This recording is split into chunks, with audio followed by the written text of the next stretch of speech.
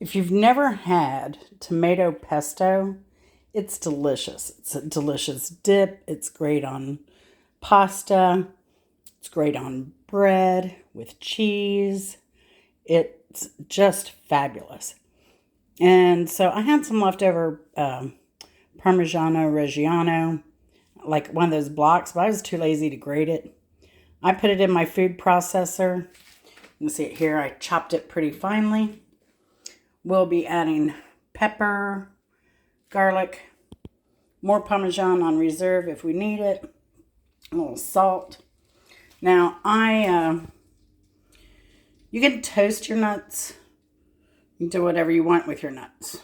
But these, I just microwave for 30 seconds. Brings out a little bit of flavor in them. I've got the sun-dried tomatoes. It's about 1.5 jars. I had one open, but I'm going to a kind of like wine tasting, cheese pairing. I'm bringing a charcuterie, everything. But yeah, this is going to be part of that. And then I've reserved the oil down here, and I'll be adding that back into the pesto. But you can use whatever nuts you'd like to use. You can use whatever cheese, hard cheese you'd like to use. Garlic, salt, no salt, pepper, whatever. And or you can use olive oil if but I like using the sun-dried tomato oil. I even like using it as a dressing on salads as opposed to just olive oil. And then the nuts, you can use anything. Now, I didn't have basil. I have oregano, but I've ordered some fresh basil. And I'll just chop that up and put it in tomorrow. And it'll be nice and fresh. And that'll give this a chance to marry overnight. And it's pretty much a dump and go kind of thing.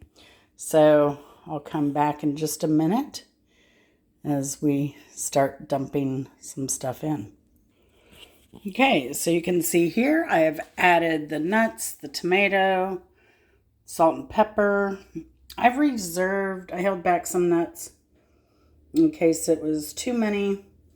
Here's the rest of my olive oil from the tomatoes that were sun-dried. And I'm going to turn this off so it doesn't hurt your ears. And I'll bring you back in a moment. All right, I'm back. I got to let you know, I had to add some crushed red pepper to this. Just preference. If you don't want it spicy, then don't add it. And yeah, don't put all your olive oil in yet. You're going to drizzle that in slowly. I have this right here. Or if you're using some other mechanism, maybe a hand blender, which will work for this, an immersion blender, get a partner to drizzle everything in slowly. All right. Hopefully you can see what the side looks like. It goes from, like when you get enough oil in, it goes from like a crumbly kind of mixture to more of a little pasty. But you still want to see these chunks in of the tomato and the nuts and everything in there. See? And the cheese. So let me take a taste of this, see if I need any more seasoning. Oh my gosh. It's so good. So just remember, drizzle your olive oil in very slowly to help it all emulsify. And oh my goodness, it's so good. People love you. If you can't find a partner to help drizzle the oil in, get a neighbor. They'll love you for cooking this. Take care, y'all.